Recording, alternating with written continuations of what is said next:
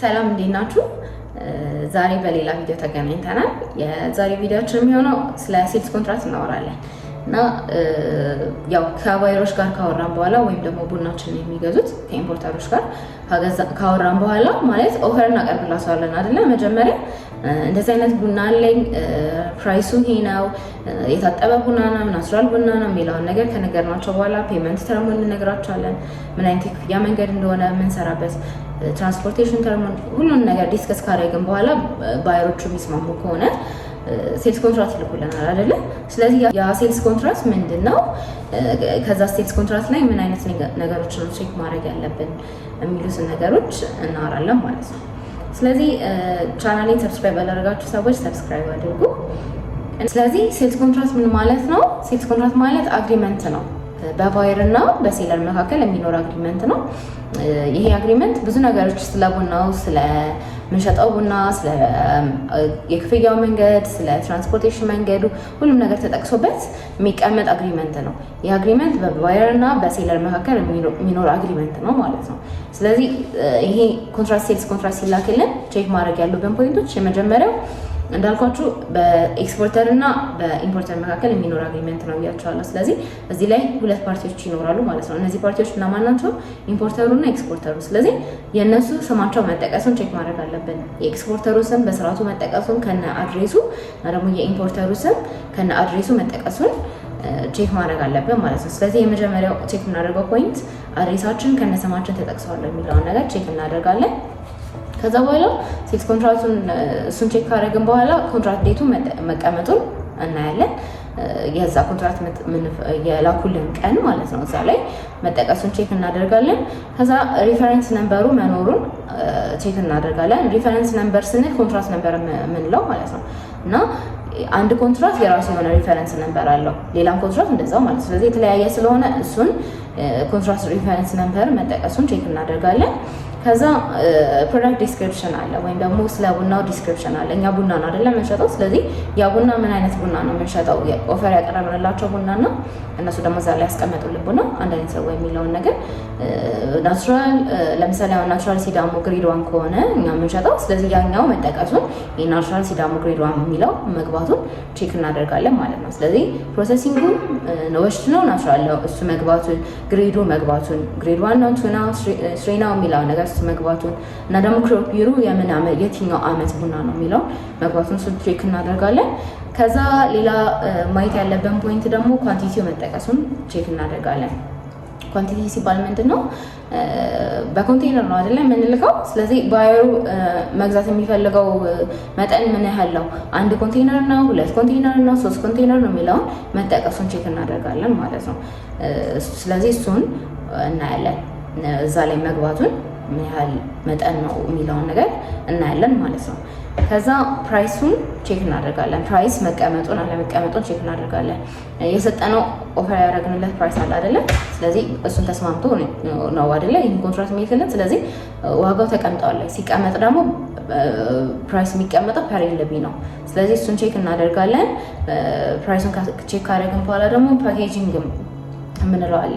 ስለዚህ ፓክ ሲደረግ ቡና በ30 ኪሎ እና በ60 ኪሎ ነው ፓክ የሚደረገው። ስለዚህ በ60 ኬጂ ነው ፓክ እንዲደረግለት የሚፈልገው ወይስ በ30 ነው የሚለውን ነገር እዛ ላይ ይጠቅሳል። ስለዚህ እሱን ቼክ እናደርጋለን እና ደግሞ ፓክ ስናደርግ ድሪም ፕሮ እንድንጠቀም ይፈልጋል ባየሩ ወይስ አይፈልግም የሚለውን ነገር እዛ ላይ ስለሚጠቅስልን እሱንም ቼክ እናደርጋለን ማለት ነው።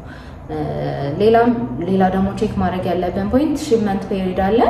ቡና ከዚህ ጊዜ እስከዚህ ጊዜ ድረስ ነው እንዲጫን የሚፈልገው የሚለውን ነገር ባየሩ ስለሚያስቀምጥ ሺፕመንት ፔሪድ ከዚህ ጊዜ እስከዚህ ጊዜ የሚለውን ነገር እሱን ቼክ እናደርጋለን ማለት ነው። ለምን በዛ ስኬጁል ነው መሄድ ያለብን፣ በተቀመጠልን ጊዜ መላክ ስላለብን ማለት ነው። ስለዚህ እሱን ቼክ እናደርጋለን። ሌላ ደግሞ ፔመንት ተርም የምንለው ነገር አለ። ፔመንት ተርም የምንለው ምንድን ነው?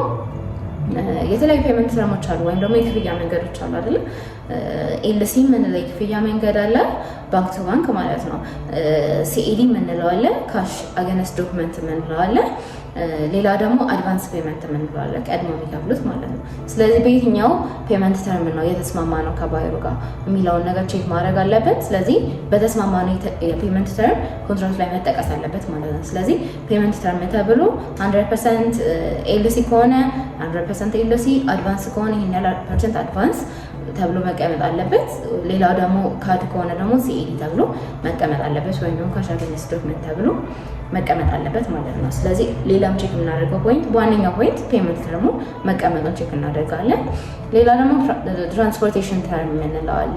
ቡናውን እኛ እስከ ድረስ ነው የምናደርሰው ከባየር ጋር የተስማማነው እስከ ድረስ እንድናደርስለት ነው። እስከ ጅቡቲ ድረስ እንድናደርስለት ነው የተስማማነው ወይስ ደግሞ እስከ እሱ ሀገር ፖርት ድረስ እንድናደርስለት ነው የተስማማነው የሚለውን ቼክ እናደርጋለን። በብዛት የሚሰራው በፎብ ነው ወይም ደግሞ ፍሪ ኦን ቦርድ ጅቡቲ ድረስ ማለት ነው። ስለዚህ እሱን ቼክ እናደርጋለን። ስለዚህ መጠቀስ አለበት። ፍሪ ኦን ቦርድ ጅቡቲ ተብሎ ኮንትራክት ላይ መቀመጥ አለበት ማለት ነው። ስለዚህ እሱን ፖይንት ቼክ እናደርጋለን። ሌላ ደግሞ ቡናው ከየት ነው መጀመሪያ የሚጫነው የሚለውን ፖርቱን መጠቀስ አለበት። የኛ ከየት ነው የሚጫነው? ፖርታችን የት ነው? ጅቡቲ ነው አይደለ? ስለዚህ ጅቡቲ የሚለውን መጠቀሱን ቼክ ማድረግ አለብን ማለት ነው። የሚጫንበት ፖርት ቼክ ማድረግ አለብን።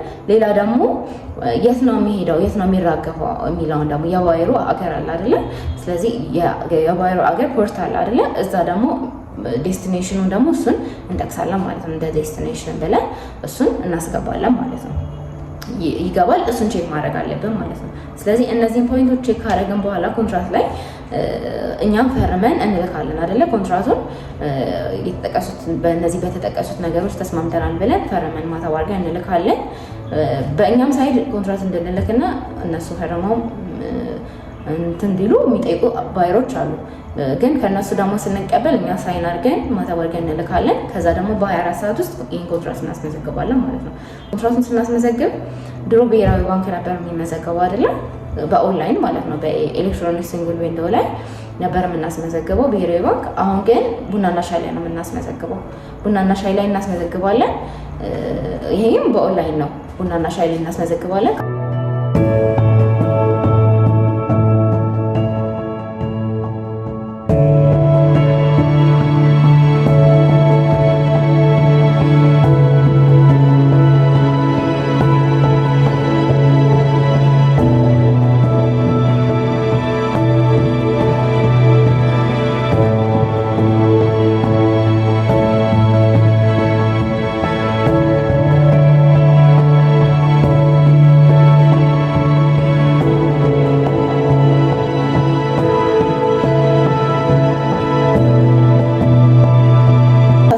በኋላ ስናስመዘግብ በ24 ሰዓት ውስጥ ነው ማስመዝገብ ያለብን።